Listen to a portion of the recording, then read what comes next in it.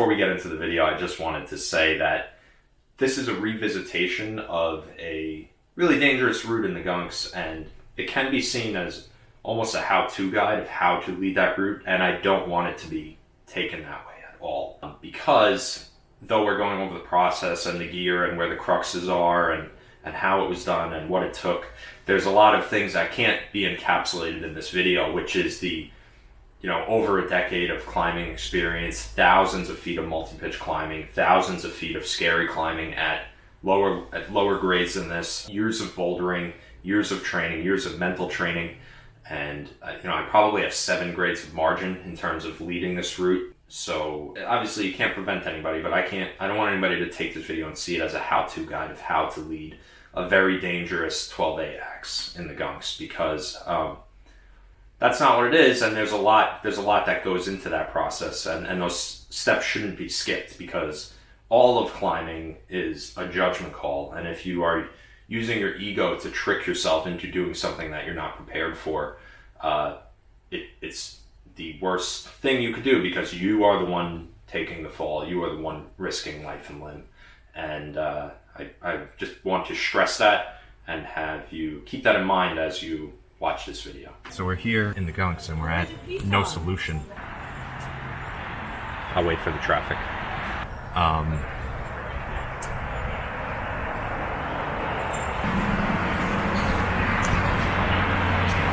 Should we do this somewhere else?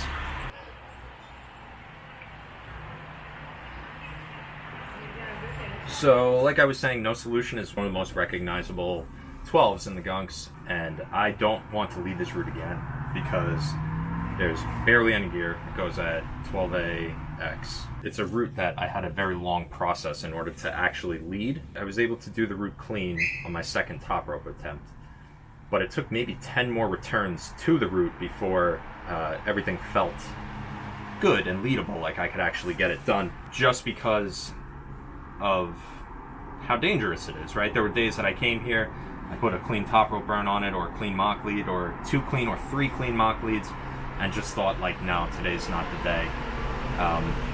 There were days I came here and touched the start holds on the ground and just thought, today's not the day. There were days I came here and looked up at it and thought, today's the day, and then couldn't make it happen. It was a long process. So because I'm not willing to lead this route again, and because I don't know anybody else that is willing to lead this route again, we're going to basically document it as if we were headpointing it from the beginning. So we're going to work our way to the top of it, and we're going to go top down, which is essentially how you headpoint routes. You clean it, you chalk the holds, you figure out the gear, figure out the sequences, you see how the gear, the quality of the gear, and the location of the gear relates to the difficulty of the climbing. And then once you have that all pinned down, you just put it all together through the form of mock leading and then ultimately going for the lead. Unfortunately, all you're going to get of the lead is butt shot, camera angle, decent one from a higher vantage point that I took, a year and a half ago when I led this. But we'll work our way up there and see if we can tell the story.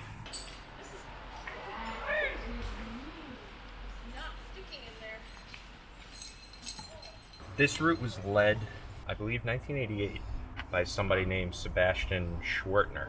And I'm not familiar with him. I think the gear was arranged on the cracks on either side of this face. It's a bit contrived. There's a route on the left called Retribution, a route on the right called Nosedive. The face in the middle is No Solution. I couldn't imagine leading this route without modern gear, modern microcams, and even arranging gear on the sides of the face just with double ropes just seems like much crazier than even doing a modern lead of it today, a modern headpoint. So once you get here, this is basically the final boulder problem. Pretty well protected at this point. You have this hold here, you come up to this smooth thing, you end up working your feet up, and you just work your way up to the ledge. It's maybe V2-ish at this point. Basically, you're seeing victory when you're in this part. The only thing scary about this is that by the time you're pulling this V2-ish boulder problem, you're about 6 feet out from your last gear, looking at maybe a 20-foot fall, and you're pumped from doing the rest of the route. If you could see this corner, just at the base of that corner is the final gear, which we'll get to. So again, we're going top down as if we were working this like a head point. So now I would try this boulder problem, which is one of the cruxes, one of the V4 cruxes. Basically, you grab this side pull, you grab this pinch, right? you work your feet up, and then you pop to the final ledge. From that ledge and up is the V2. So this feels very doable. In sequence, it's a V4-ish, and even though this is an X-rated 512, this is one of the Cruxes, and you have some of the best gear right here. So mentally, it's not very hard to commit to this point, right? Because you're pulling a Crux with gear at your waist or maybe at your shins, slightly lower.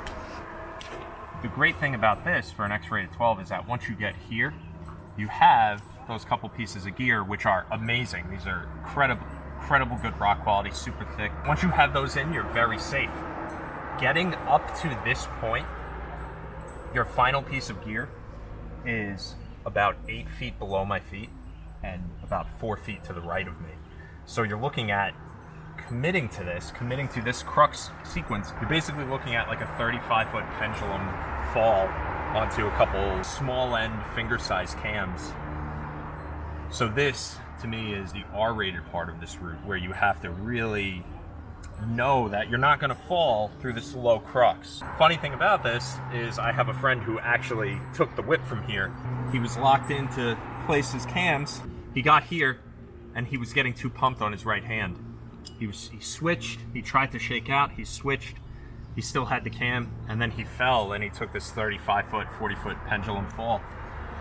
He deleted the video, which is really unfortunate because nobody falls on X-rated 512 and really gets to tell the story about it. But he was totally uninjured, which is really cool, you know.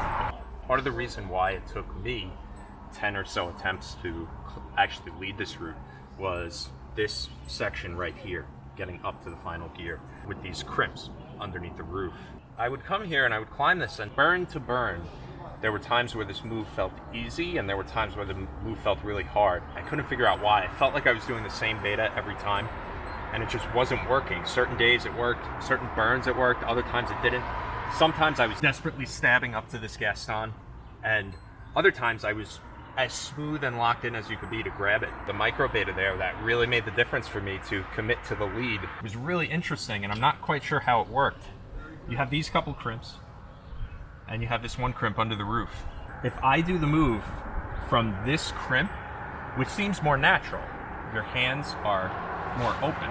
This move is completely desperate. If I do the move from here, and this is a better hold, if I do the move from here with my hands in a line, I think I'm able to push off this a little bit and get more perched over my leg, and then can statically reach up to that. Once I realized that that was the sticking point here, I knew that I could commit to this lead, because I knew that I could do this section without falling and make it to the thank God gear right up there. Whereas before that, I was sticking it half the time and didn't want to run that risk on lead.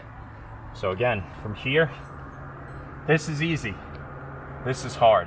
I don't know why, but this is easy and this is hard. From here to the roof down there, those most chalk jugs, it's like 5'9" or 5'10" techie face climbing. This is the X-rated part of the route. If you fell through any of this, you would ground fall, and you would likely die if you fell through this section, which is interesting because it's a 12AX. A lot of head points break down like this, where you're able to compartmentalize the route into smaller pieces that seem manageable. You go, well, can I climb X-rated 512? And the answer is no. And then you get on the route and you realize, well, wait, one of the Cruxes is G-rated. The X-rated part is 5'9". Can you feel comfortable on 5'9", basically 5'9" free soloing, right? Which I don't do any free soloing, but I do feel comfortable at that grade. I very rarely, if ever, fall at that grade of difficulty. So I know leading this route that I need to be confident enough to do that. And then it's like, after I've done a short section of 5'9" free soloing, can I pull an R-rated 512 Crux? And you break it down by these pieces. And now if I had the thank God gear, but I was maxing out my climbing ability, and I fell now through the final Crux, would it matter? No, it wouldn't, right? Because you're well protected. So you can even put in tolerance for falling on X-rated 512, even though you don't want to do that because you don't want to have to re-lead any of the X-rated parts again. So this face, basically all the way down, is that face climbing, but some very interesting gear beta here that I used in order to avoid climbing with double ropes that I got from a friend of mine. This is great gear, right? And in order to get over to this, you have to traverse through these small holds. Basically what I did was place a non-bomber piece of gear over there, sort of a mental piece of protection that might hold if I fell from near it, but wouldn't hold if I fell from anywhere above it, if I took any sort of big fall. I used that gear to give me the mental fortitude to break right to here, where I could place two excellent finger size cams, which are a blue dragonfly and a green alien. And then I traversed back, took the bad gear out. So I had a clean rope line. I didn't have this Z-shaped rope line. And I also had bomber gear. And I also had the mental protection of a cam when I'm, at this point, you're about 20 feet above a piece of gear looking at just straight ground fall. There's no hope of being caught. Here we are at the lip of the roof, which is the first Crux. This Crux is considered 11D. I wouldn't argue with a 12A rating, but it's one of those Gunks things where, you know, it's called 11D, so it's 11D historically. It's harder than your average V3 boulder problem. So this piece of gear is right at the lip of the roof, and I think it would hold a fall if you fell right in this Crux, but I think if it was anywhere at your feet or below your feet, it certainly wouldn't hold anything. Pulling this roof is one of the more X or R-rated problems on this entire route. And you'll see, because it's protected by this yellow dragonfly and then two more incredibly scary and really bad pieces of gear.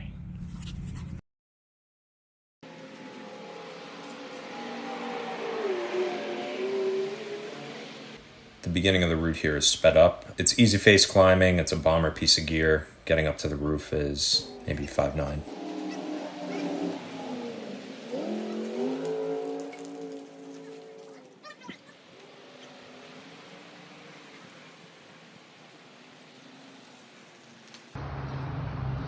Yikes.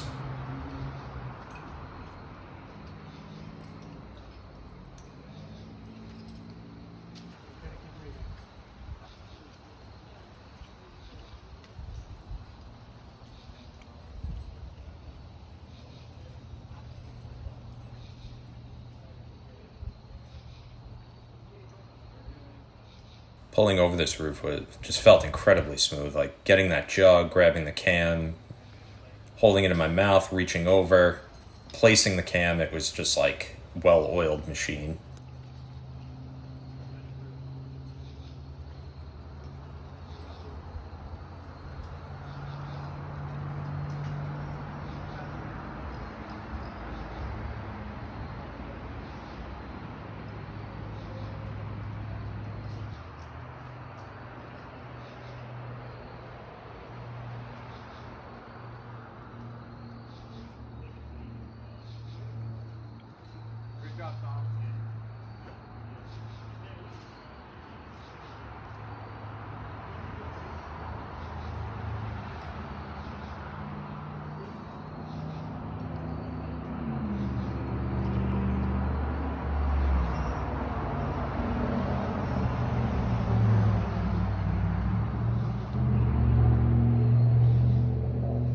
Gets a little tense here. Watching this back is kind of funny because I don't remember hesitating on this route at all. And thinking back, I think I felt like there was a 2% chance that I could fall with whatever beta I was using, and immediately made the call to just step down and figure out something that felt a little bit more secure right here.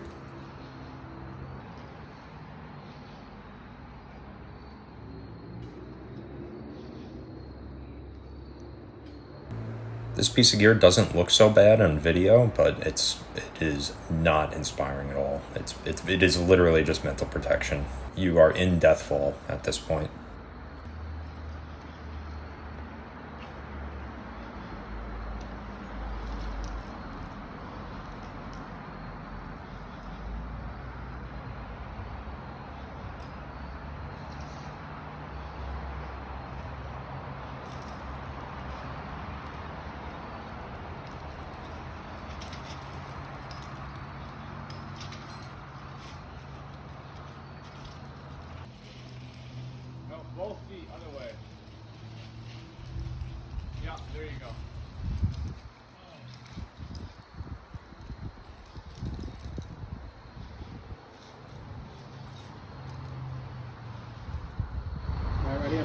can now, so take up the slack, but don't pull me off. Okay. Great single rope beta.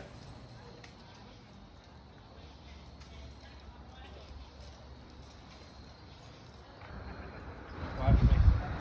You're going to.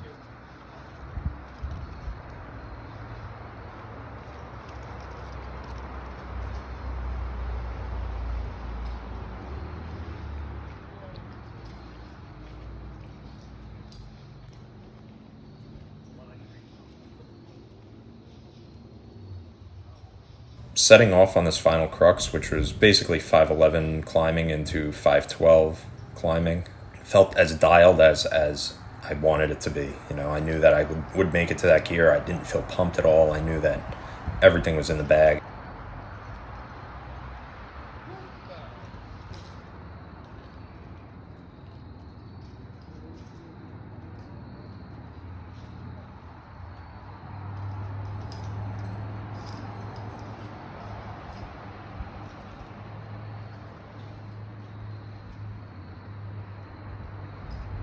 By the time I yelled down to Arthur here, there's no question in my mind that this is going. Everything felt like clockwork. I'll let you know what this is it. Okay.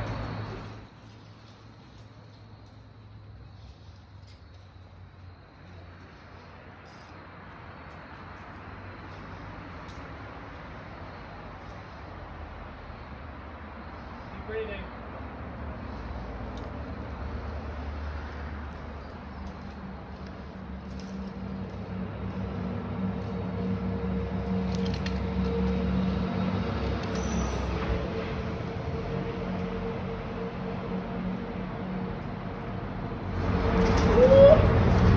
Yeah, baby.